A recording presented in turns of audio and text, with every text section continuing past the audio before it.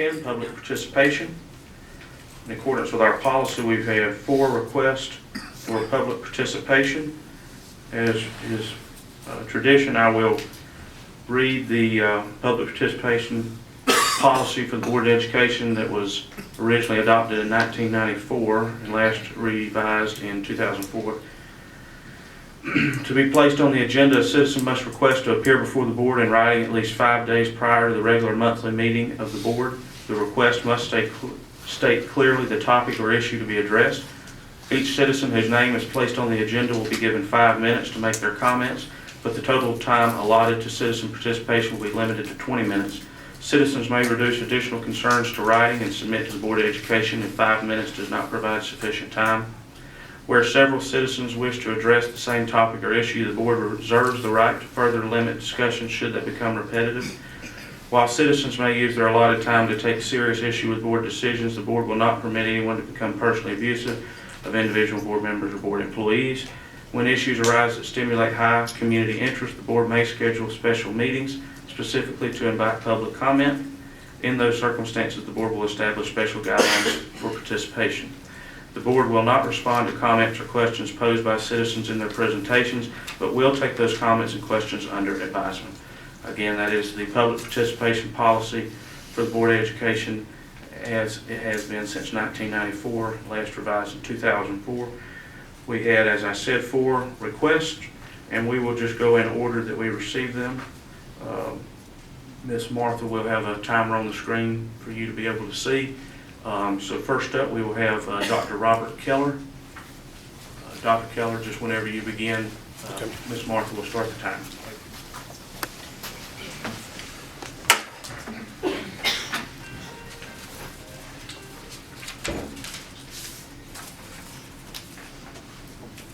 I would like to start my address to Tucker Green, who is our representative of our school district, and I voted for Tucker to be on this school board.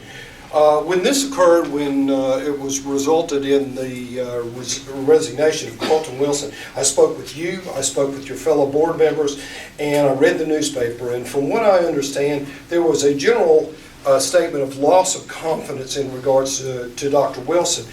And as I began to investigate further, what happened was something so far removed from loss of confidence. I watched the prior board meetings, and what I saw was a lack of business acumen on your part and a stunning display of immaturity with regards to your station. Board members are responsible for praising in public and criticizing in private. It's a cardinal sin for a board member to criticize in public, but watching the videos, as I hope most of you will, you repeatedly berated Superintendent Wilson in regards, and other board members did, repeatedly berated him in regards to what turned out to be trivial events. So once formally you finally got it into a private session, you failed to arrive at a consensus, and we had this 3-2 decision that ultimately resulted in Carlton's resignation. I think that we're probably going to see a lot more of the 3-2 decisions just like we've seen tonight. Not only was there not a consensus in this arriving at the decision, 2 publicly stated that they were not even informed of the situation. I'm worried how many more times we'll see this 3-2 decision, and as you direct the school system in the wrong direction. Then incumbent Byron Long at the last election said, "I'm sure that Tucker has an eye towards a future in politics. I'm just not sure the school system is the right place for him." On behalf of my colleagues at the Atlantic Coast Conservancy, who are all back here, we have not lost confidence in Dr. Wilson. During his tenure, we have invested a large amount of hard-earned resources on the snack pack program, retiring of lunchroom debt across all schools. We've provided funds for cheerleaders, a marquee for the entrance to the high school, uniforms for the private Pickens marching band. Our most recent investment was at the behest of Dr. Wilson in regards to the REACH program. The Georgia REACH program is a needs-based mentoring and scholarship program that provided for 10 students to be mentored through their high school career with hopes of being secondarily educated. Funding for next year's program will also be provided due to us and the Sheriff's Department for these students. He made our school system, Carlton did, made our school system a better place for our students. On behalf of everyone that's gathered at our behest, we have not lost confidence in Carlton. During his tenure, Carlton has presided over multi-million-dollar capital improvement, the restructuring of the school system, remodeling of the junior high, renovation of the football stadium, construction of the baseball complex, internalization of the alternative school, relocation of the Cobble School of Nursing from Reinhardt, and procurement of scholarships for Pickens County students to attend that nursing program. How do you lose confidence in someone that has accomplished so much, all the betterment for the Pickens County students? Tucker, shame on you for generating this false narrative about Dr. Wilson, and shame on me for not paying attention to Byron Long when he so appropriately said that he warned us obliquely about your lack of career experience. Amen. To the board as a whole, fellow board member Sue Finley accurately described a scenario whereby a formal mentoring program should have been put in place under normal circumstances when a faculty member or administrator has a perceived weakness. This improves job satisfaction, increases commitment, reduction in turnover, greater productivity, and enhanced ethos. Mentor is someone who usually is a cheerleader, firmly believing in the ability and worth of the protege, a colleague in some work environment, and individual dedicated in their career. Dr. Webb, since you are in the position now, I would suggest that you would be an ideal candidate to mentor Dr. Wilson. And with that said, I respectfully request that you, as the Board of Education, reappoint Dr. Wilson as superintendent of the Pickens County School System and afford him the due process that he so justly deserves. Thank you.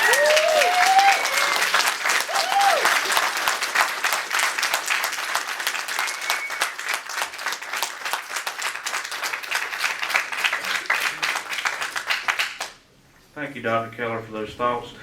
Next, public participant, Mr. Jody Weaver.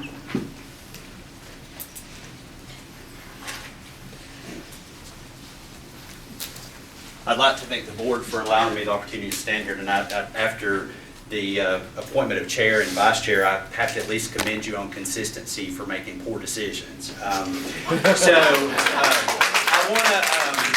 start off by saying Dr. Wilson was voted in April 26 of 2017 to be our superintendent. He was a single finalist from 49 applicants.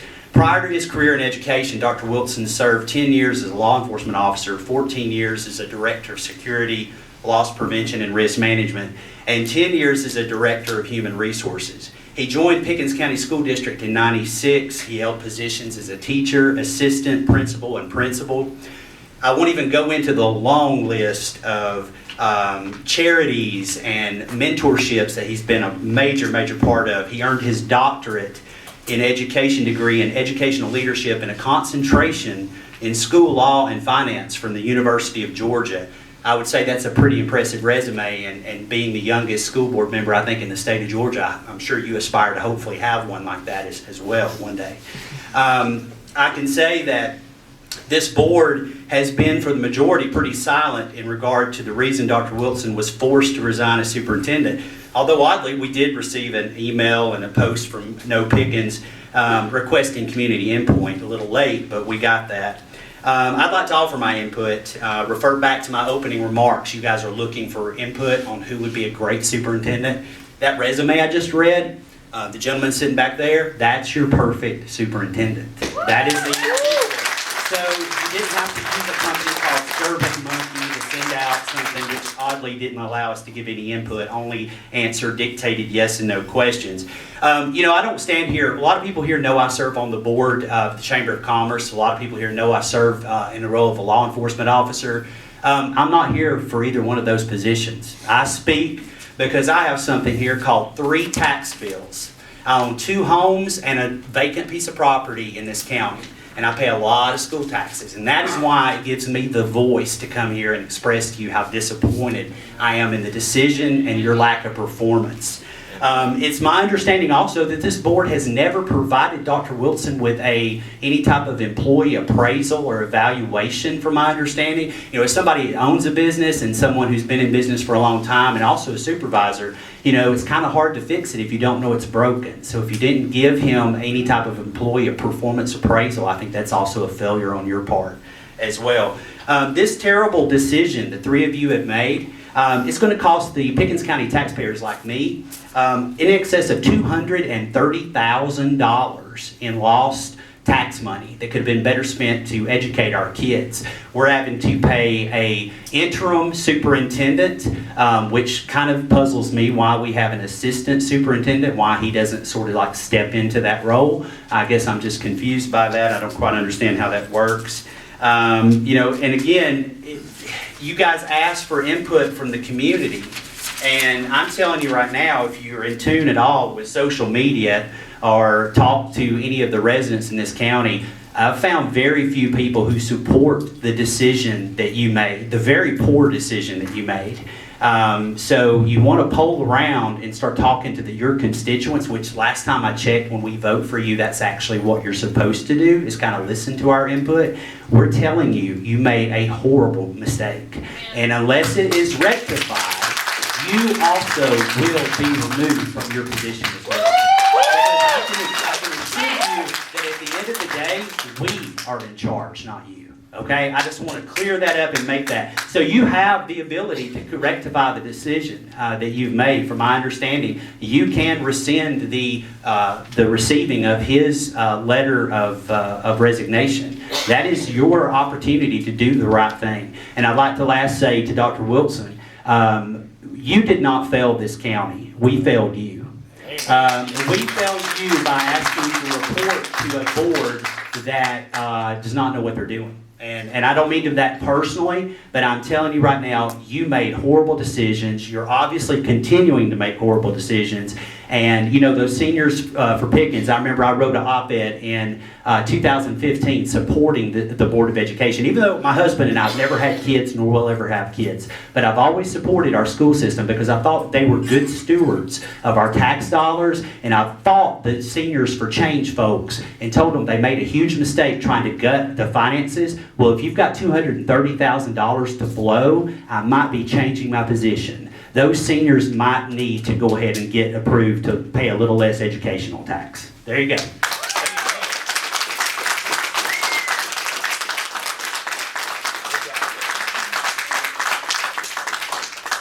Thank you, Mr. Weaver. Next up, we have Mr. Daniel Tennant.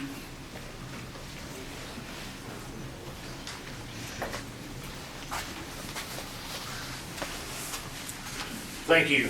I'd like to start off by asking the board a question, the five of you. How many of you all really think that the majority of Pickens County was behind your decision to remove Carlton Wilson? Can I see a show of hands? So let the record state that none of them cared about what we thought. And so Steve, I have a question for you, and this is probably a question that everybody in this room wants to know. What's the real reason why he was removed? You have no idea. Sue, I'm going to ask you the same question. What's the real reason why Carlton Wilson was removed? I was not told anything except that the community had lost confidence in him. But I will tell you. The community did, or 3 board members did? Well, that's for you to decide. Would you like to hear my personal opinion? Yes, ma'am, I would love to, and I think everybody else in here would too. Well, my personal opinion is that Dr. Wilson was encouraged to resign because he conducted himself as a professional, and that some board members were interfering in day-to-day operations and expected them to be consulted. So what you're telling me is the board members, so everybody knows the board members day-to-day, a board member's obligation is policy and budget. Mm-hmm. The day-to-day operations belong strictly to the superintendent. But the problem Carlton was having was the board was trying to insert themselves into his job. Some of the board members. Some of the board members, and we probably know, you just seen how the voting went. The same 3 voted that voted Carlton out, sit there and voted in the assistant superintendent. I mean, you know, it's the same three. So to me, They will tell you that I'm wrong, and they'll tell you that I didn't see things clearly. That's my opinion. well, that's why we're here tonight, to see things clearly. And now I'm gonna ask the three of y'all that voted him, can you tell me why? Because these two can't really, they have no reason. Miss Youngblood, can you tell me why? We're not supposed to comment during this section. This is part of board policy, Danny. Okay, I don't have the right to ask these questions. You do, sir, but they're taken under advisement. This is not a back and forth. This is just public participation. Okay. So, well, I want to speak a little bit about what Jody had mentioned about Carlton's evaluation. I have it here. In 2017 and 18, Carlton got a stellar evaluation from the previous school board. In this school board, can you tell me what his evaluation was? Or can you tell me if he was even evaluated? Because I understand as your contracted responsibility as a board member, that you're to give him an annual evaluation, and it never was gave to him. So is that not breach of contract on the board's behalf? Again, sir, this is not a back and forth time. This is. Well, I'm just trying to clear the air here for the people that have come to hear why Dr. Carlton Wilson was just booted out within 24 hours, and none of us knew nothing about it other than hearing it on Fetcher News.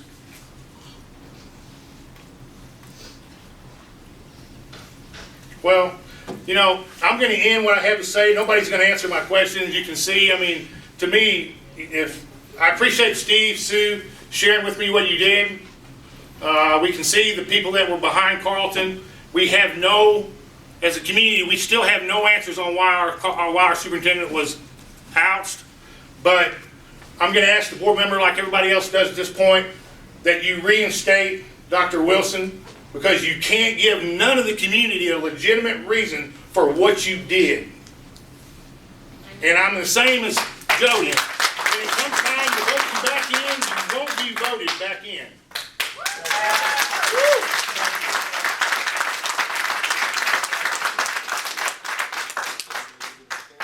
Thank you, Mr. Tennant. The final public participant, Ms. Cheryl Sams.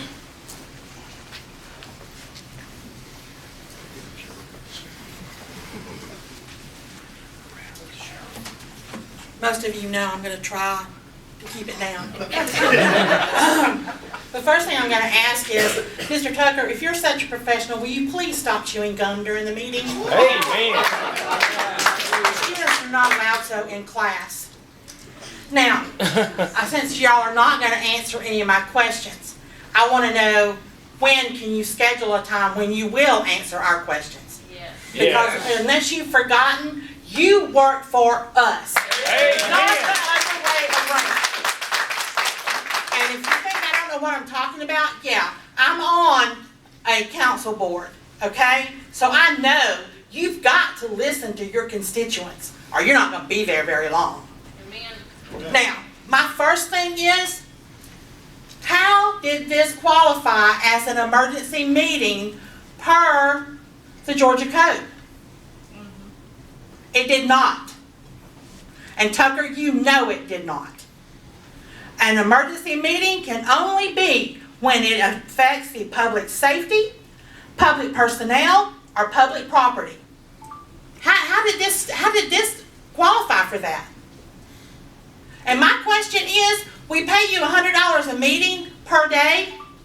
Well, why are there so many called meetings? Did somebody have a bill that they needed to pay? And why are these meetings called if we are required to give 5 days notice to speak before the board? Why do you do all these called meetings at a time when most of your constituents are at work? We don't have ample time to get our name on here. Why do you do that? Apparently you do. You can send out all the surveys you want, but you've already shown us you do not want community input. Exactly. In nowhere. Exactly. And if you can send out a survey asking us our opinion on the next person you hire, why didn't you send us one to ask us about letting Mr. Wilson go? Yes. Exactly. That's right. Why? Now, I'm going to be honest, and Mr. Wilson, I apologize if you're here. I don't know if you are or not. But when I first heard that Mr. Wilson had gotten it, I'm thinking, what? You know, because I really didn't know the man. But the one thing I did know was his school system, because I've worked in it. I've watched the teachers and parapros, bus drivers, lunchroom staff, everybody lose confidence in those that were in charge. The one thing I noticed when Mr. Wilson came in was right the opposite. You go in and you look at the teachers. You know, used to you'd go in and those people were just, you know, it was just like, okay, another day at work. You go in now and those people are smiling. They are excited. They are ready to do something with our children. And no, I don't have any children, but I have a niece that's in this school system, and I have watched her. And you tell me what is wrong with a man that gets the people in that school system that are working, not the board members, I could care less. The people that are involved with the children on a day-to-day basis, when they get a child, a 5-year-old and a 6-year-old, when she gets up in the morning, she is excited to go to school. She gets out of the car and she said, I'm going to have an awesome day today. Well, that didn't happen before. So you made a huge mistake. And I want to try to find out a way to see if we can't force you to resign.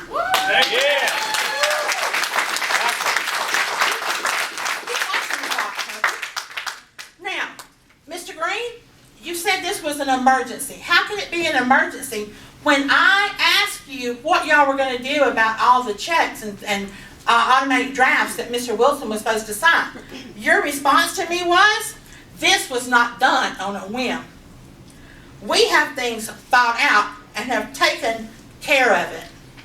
Well, again, if you thought it out, it wasn't on a whim, and you made preparations on his banking, then how can it be an emergency? How? He can't. Exactly. And Tucker, if you want to see the text you sent me on my phone, I still have it. So you can't deny what you said. Now, whew, I think, you know, when I think of somebody, and most people know how I feel about children, when I think about what you three have done that affects the children in this community, I am appalled. Absolutely appalled.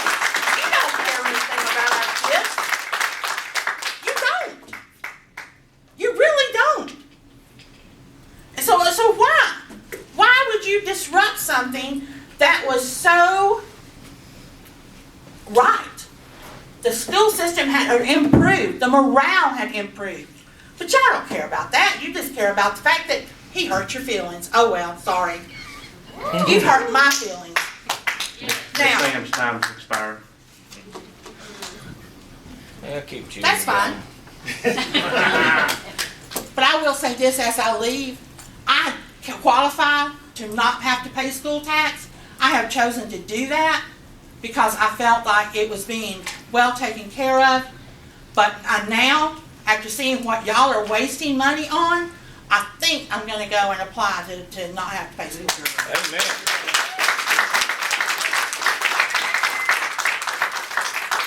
Thank you, Ms. Sams. With You're that, not welcome. With that, I'll entertain a motion to adjourn. Mr. Chairman, based on the community response that we have heard, I would like to make a motion that we reinstate Dr. Wilson, that we reconsider. Okay.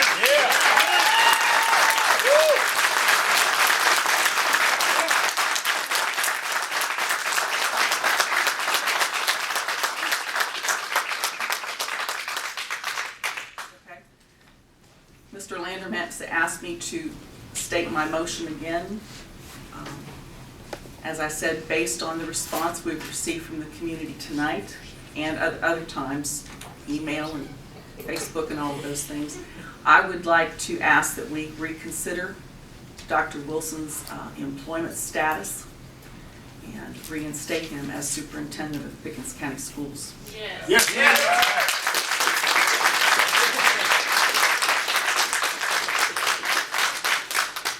I second that motion. Hey.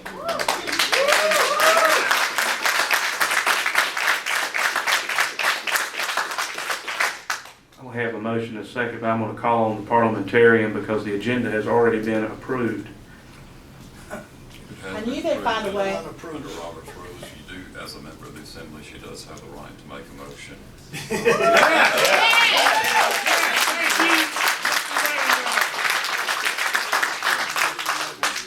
There is an issue as to whether or not it complies with the Open Meetings Act with regard to the subject matter of the motion, but I think that as a member of the assembly, she can make a motion. I have a motion and a second. It is basically seen as a motion to make, to amend the agenda, which is usually overlooked. Think about your future. Yeah. Your short future.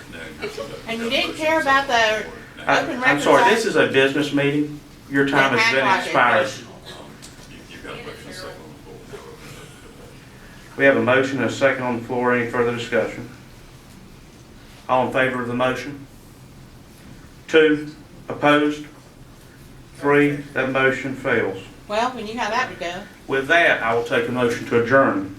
I make that motion. Motion by Ms. Youngblood. Do I hear a second? Second by Ms. Enos. Any further discussion? All in favor? 5 and none opposed. We are adjourned at We, the 6:45 citizens of p.m. Pickens County, would Thank like you for a your meeting. attendance. Excuse me, Tucker, but you're out of the meeting, so I'm gonna have my say. We, the people, would like a meeting where you have to answer our questions. Amen. This is not fair that you can just sit there and ignore our feelings. And chew gum And like that's a baby. that's right. Thank you, Mr. Maddox. And I agree, and I think that we need to definitely have some transparency and some answers for sure. Absolutely. I mean, you tell me why on your calendar you can't list your 5 o'clock meeting as a called meeting executive session. You're misleading. I think it's time for a So recall. Tucker, well, I think so too. We get the people involved.